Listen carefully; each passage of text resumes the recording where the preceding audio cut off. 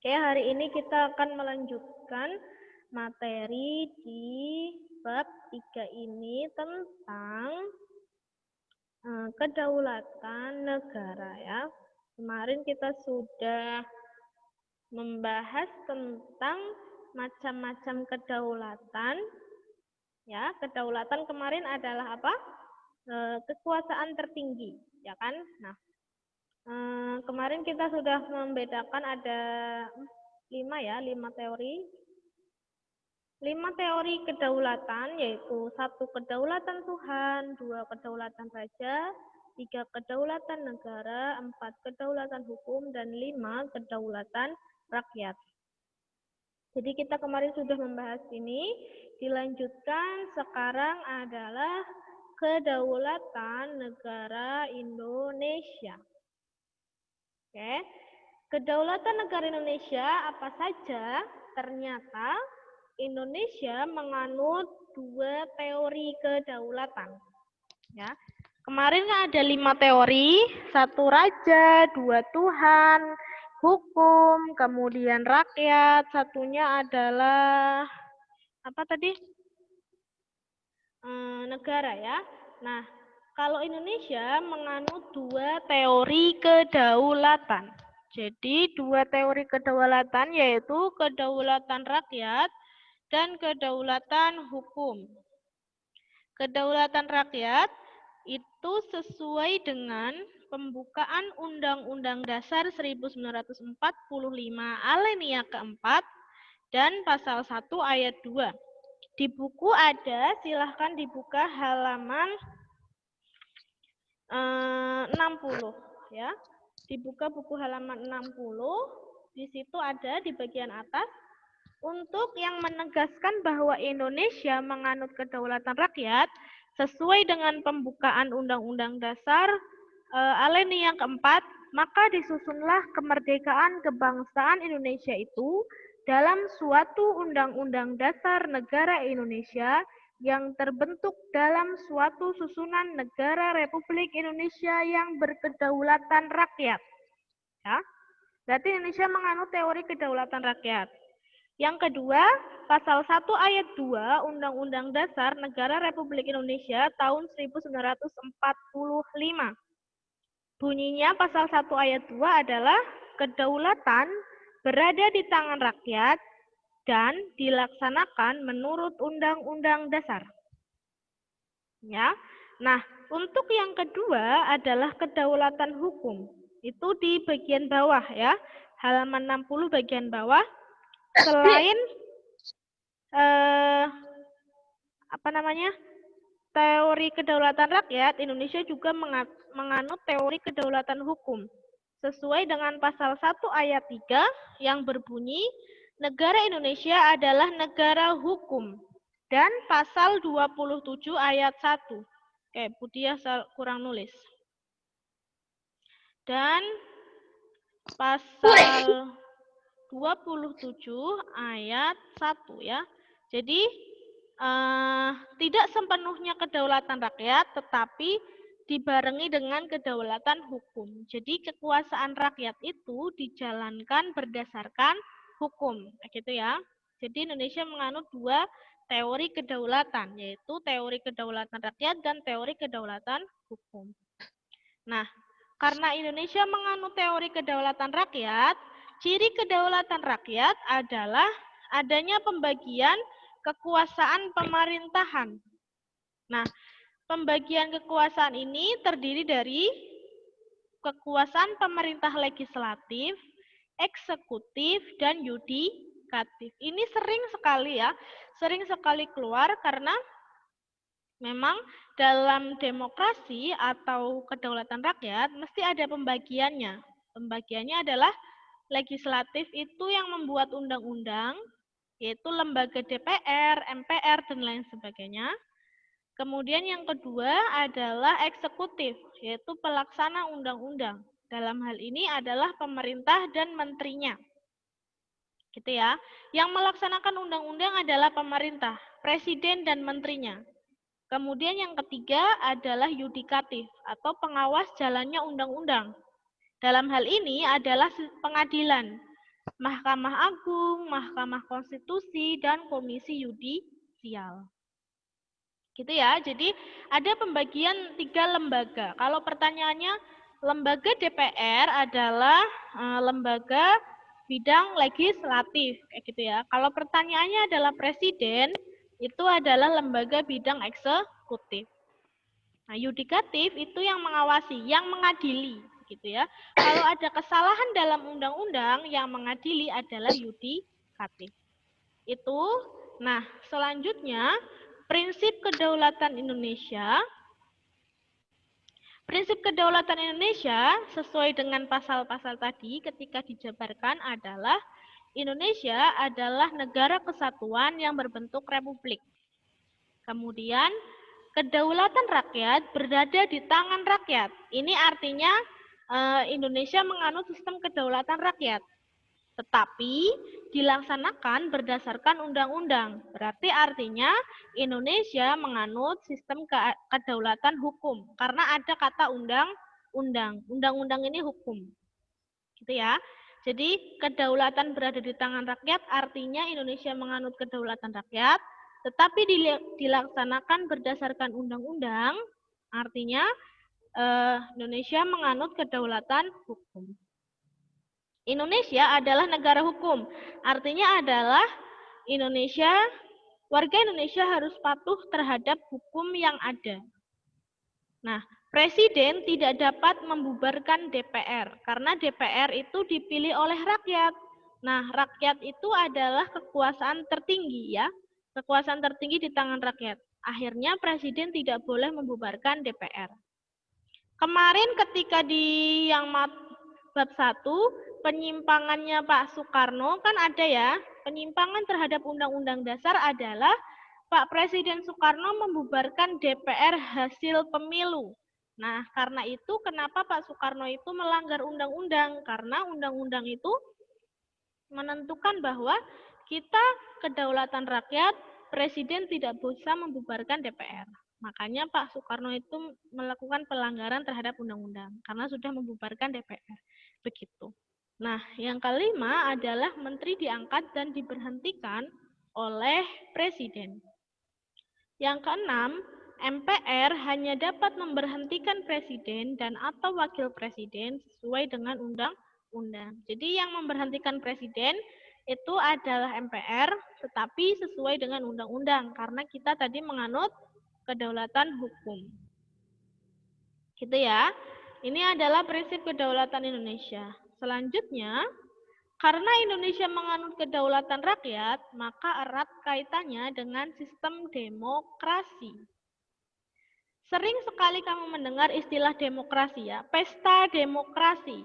Pesta demokrasi adalah pemilu, ya, pemerintahan oleh rakyat, gitu. Jadi yang kemarin Budia sampaikan, demokrasi atau kedaulatan rakyat adalah berasal dari rakyat, oleh rakyat, dan untuk rakyat.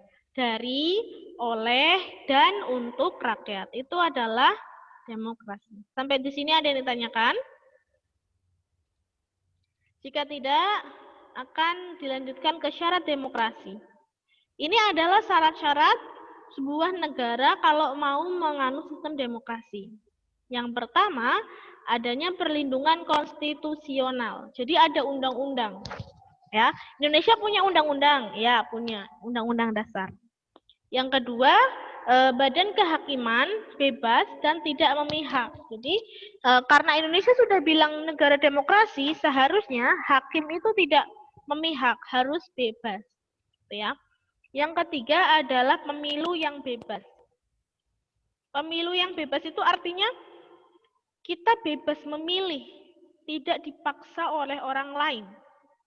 Tidak digiring opininya untuk memilih orang tertentu gitu ya, tergantung. Maka dari itu ketika ada pemilihan umum harusnya kita tidak boleh bilang milih siapa gitu ya, karena itu adalah kebebasan. Tidak boleh melarang kamu itu mau milih siapa, terserah gitu ya, karena pemilu itu yang bebas sesuai dengan pilihannya sendiri. Yang keempat, kebebasan mengemukakan pendapat. Nah, Ini adalah salah satu hal yang telah dilanggar oleh Pak Soeharto pada zaman Orde Baru.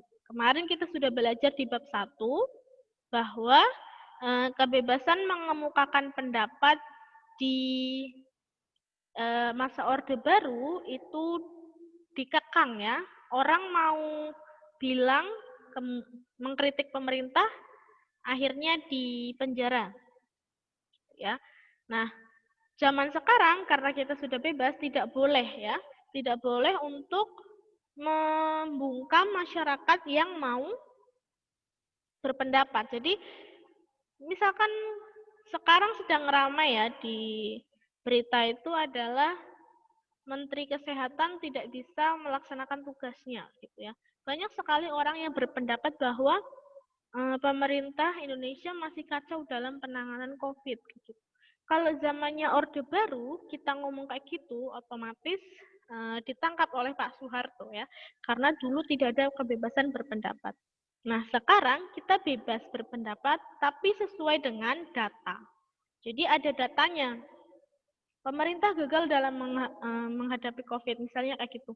Data menunjukkan bahwa peningkatan angka COVID-nya sangat tinggi, kemudian ada kekacauan data.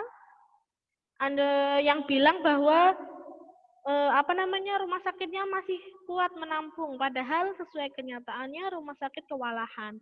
Ada yang bilang, pemerintah bilang bahwa dana sudah digelontorkan maksimal, tetapi masih banyak sekali yang kekurangan APD kayak gitu ya, rumah sakit yang kekurangan APD.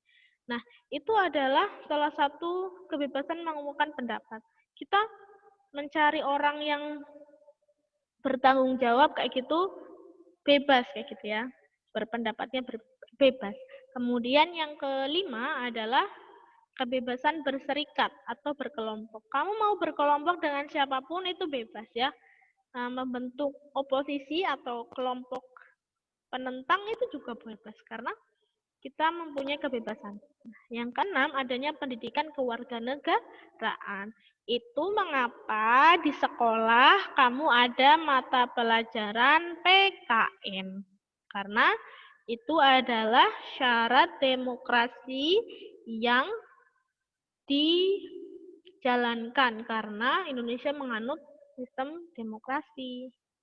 Pada itu kamu ada pelajaran PKN. Wah lah, aku sebel pelajaran PKN. Kadang kan kayak gitu ya.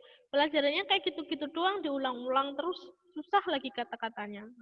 Jangan begitu, karena itu adalah syarat dari demokrasi. Jadi ini ada 6 syarat demokrasi. Yang selanjutnya, tadi, demokrasi yang dianut Indonesia adalah demokrasi Pancasila. Jadi ada kelanjutannya, gitu ya.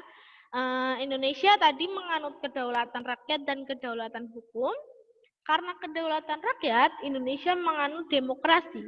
Tetapi demokrasinya adalah demokrasi Pancasila. Kenapa demokrasi Pancasila? Karena Indonesia mempunyai Pancasila. Artinya, demokrasi Pancasila adalah demokrasi yang dijiwai oleh nilai-nilai Pancasila.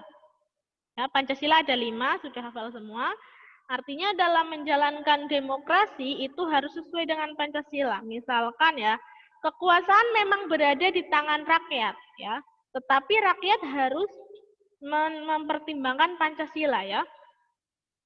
Intinya adalah harus menghargai hak-hak orang lain kayak gitu. Sesuai dengan persatuan Indonesia gitu ya. Kedaulatan rakyat itu harus melihat contohnya. Rakyat minta Indonesia itu biar merdeka, makmur kayak gitu ya. Ada negara ya, ada provinsi yang memisahkan diri, sana memisahkan diri kayak gitu. Tidak boleh karena walaupun itu keputusan rakyat tetapi bertentangan dengan Pancasila. Jadi keputusan rakyat itu juga harus berdasarkan nilai-nilai Pancasila. Tidak boleh merusak persatuan, harus menjunjung nilai ketuhanan dan lain sebagainya sesuai dengan Pancasila. Gitu ya. Nah, kemudian ciri atau asas dari demokrasi Pancasila adalah adanya musyawarah mufakat atau Pengambilan keputusan berdasarkan kehendak orang banyak sehingga kebulatan pendapat tercapai. Jadi ada musyawarah dulu sebelumnya. Tidak serta-merta langsung diputuskan kayak gitu ya. Nah, musyawarah mufakat harus bertolak pada hal-hal berikut. Ada di halaman 62. Ya, 62 yaitu musyawarah mufakat bersumberkan inti kerakyatan yang dipimpin oleh hikmat kebijaksanaan dalam permusyawaratan perwakilan. Ini adalah sesuai dengan Pancasila sila keempat ya. Pengambilan keputusan harus berdasarkan kehendak rakyat melalui hikmat kebijaksanaan. Nah, hikmat kebijaksanaan itu apa? Hikmat kebijaksanaan harus berdasarkan akal sehat dan hati nurani luhur, serta mempertimbangkan persatuan dan kesatuan bangsa serta kepentingan rakyat. Ini ada di halaman 64 ya. 64, sorry. Halaman 62. Nah, ini keputusan yang diambil harus dapat dipertanggungjawabkan secara moral kepada Tuhan, serta menjunjung tinggi nilai kemanusiaan dan nilai keadilan. Yang kelima adalah keputusan harus dilaksanakan secara jujur dan tanggung jawab. Ini musyawarah mufakat, jadi tidak serta-merta langsung ambil keputusan. Gitu ya. Sampai sini ada yang ditanyakan? Sampai di sini ada yang ditanyakan? Jika tidak, Bunda ulangi lagi dari awal bahwa sistem kedaulatan yang dianut oleh Indonesia adalah kedaulatan rakyat dan kedaulatan hukum. Ya, dalam kedaulatan rakyat dibagi ada 3 lembaga kekuasaan, yaitu lembaga eksekutif, yudikatif, dan legislatif. Setelah itu, karena kedaulatan rakyat yang dianut oleh Indonesia, maka dari itu adanya sistem demokrasi di Indonesia. Dan sistem demokrasi yang dianut adalah demokrasi Pancasila yang menjunjung nilai musyawarah mufakat. Gitu ya. Nilai demokrasi Pancasila lebih kepada menghargai hak asasi manusia dan hak minoritas. Jadi, tadi karena Pancasila, kita tidak boleh membeda-bedakan orang karena ada kemanusiaan yang adil dan beradab di Pancasila. Maka dari itu menghargai hak asasi manusia dan hak minoritas. Hal ini berbeda dengan sistem demokrasi negara lain yang menganut demokrasi liberal maupun demokrasi sosialis. Nah, contohnya negara yang menganut demokrasi liberal adalah Amerika. Nah, kalau yang menganut demokrasi sosialis contohnya adalah Rusia. Jadi, demokrasi negara yang menjalankan demokrasi atau pemilu, demokrasi itu identik dengan pemilu ya. Contohnya ya. Perbedaannya adalah ini, ada 4 perbedaan. Demokrasi Pancasila, contohnya Indonesia. Demokrasi liberal, contohnya Amerika. Demokrasi sosialis, contohnya Jerman. Jerman itu sosialis. Ya, yang di Eropa, kadang beberapa negara ada yang demokrasi sosialis. Demokrasi Pancasila lebih mengutamakan kepentingan bangsa dan negara di atas kepentingan pribadi atau golongan dan mengakui hak milik perorangan. Jadi, kepentingan bangsa itu di atas segalanya, tapi tetap mengakui kepentingan golongan dan mengakui hak milik. Sedangkan kalau demokrasi liberal, mengutamakan kepentingan pribadi dengan mendukung sepenuhnya usaha pribadi. Ini contohnya adalah perbedaannya tuh begini. Indonesia sumber daya alam itu dikuasai oleh negara. Ya, pulau itu dikuasai oleh negara. Tidak boleh ada orang Indonesia punya pulau atas namanya sendiri. Tapi kalau di demokrasi liberal itu mendukung sepenuhnya usaha pribadi, private enterprise. Jadi boleh kalau kita beli pulau, punya bandara sendiri, punya pesawat sendiri itu boleh. Ya.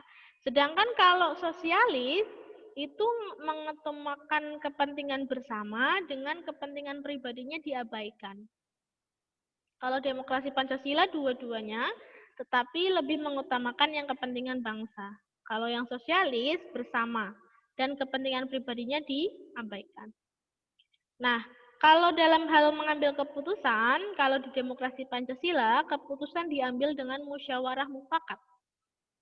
Sedangkan demokrasi liberal, keputusan diambil dengan suara terbanyak, yaitu 50% plus 1. Nah, yang dari demokrasi sosialis, keputusan diambil berdasarkan kehendak mayoritas. Kalau mayoritas ngomong A, otomatis akan A, gitu ya. Kalau musyawarah mufakat, mayoritas ngomong A, minoritas ngomong B, didiskusikan dulu mana yang baik, mana yang buruk, nanti mufakatnya apa? Mau A atau B? Kalau yang sosialis, itu kalau mayoritas ngomongnya apa, ya sudah. Kalau liberal berarti diambil keputusan voting, ya. Ini namanya voting. Keputusan diambil dengan suara terbanyak. Nah, yang jadi beda lagi adalah agama. Agama merupakan bagian yang tidak terpisahkan dari kehidupan bernegara. Sedangkan kalau demokrasi liberal itu adalah memisahkan urusan agama dengan kehidupan negara atau sekuler. Contohnya Amerika ya. Di sana boleh beragama, silahkan beragama. Tetapi dipisahkan ya. Agama tidak boleh campur dengan pemerintah, gitu ya. Kamu mau beragama silahkan, pemerintah tetap jalan, terserah pemerintah, kayak gitu. Sedangkan kalau demokrasi Pancasila tidak, harus jalan beriringan. Misalkan contohnya lagi ada rapat, kemudian ada jam sholat, ya kita sholat, kayak gitu ya. Sedangkan kalau demokrasi liberal ada rapat, ada jam sholat, kayak gitu ya. Ya sana yang sholat, yang tidak, gitu ya. Itu dipisahkan. Sekuler namanya, sekulerisme. Kalau yang demokrasi sosialis malah tidak ada agama. Tidak mengenal agama karena tidak mengakui adanya Tuhan. Ya. Yang keempat, tidak dikenalnya diktator mayoritas dan tirani minoritas. Jadi, mayoritas itu tidak boleh mendominasi dan minoritas juga tidak boleh mendominasi. Kalau di demokrasi liberal, keputusan ditentukan oleh kesepakatan-kesepakatan individu. Jadi individunya melakukan kesepakatan, nanti keputusannya diambil. Kalau demokrasi sosialis, mayoritas kelompok besar itu yang menentukan segalanya. Jadi kalau ada minoritas, ya minoritasnya tidak dianggap. Gitu. Contohnya kayak yang Rohingya, kayak gitu ya. Rohingya kemarin dia minoritas, akhirnya tidak dianggap. Itu namanya demokrasi sosialis. Itu di sini Budia terlalu panjang ngomongnya. Jadi yang Budia jelaskan tadi adalah tentang kedaulatan rakyat di Indonesia. Ada yang ditanyakan sampai sini?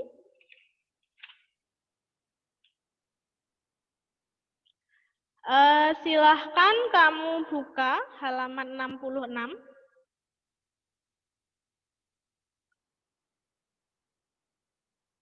Ya, halaman 66, silahkan kamu cari materi ini. Lepasnya Pulau Sipadan dan Likitan dari NKRI. Gitu ya. Dicari di internet, kamu cari, kemudian ditulis di buku tulis pertanyaannya. 1, 2, 3, 4. Nanti kita bahas di minggu depan. Tidak usah dikumpulkan, tapi dibahas di minggu depan. Gitu ya. Dibuka halaman 66, Budia absen lagi.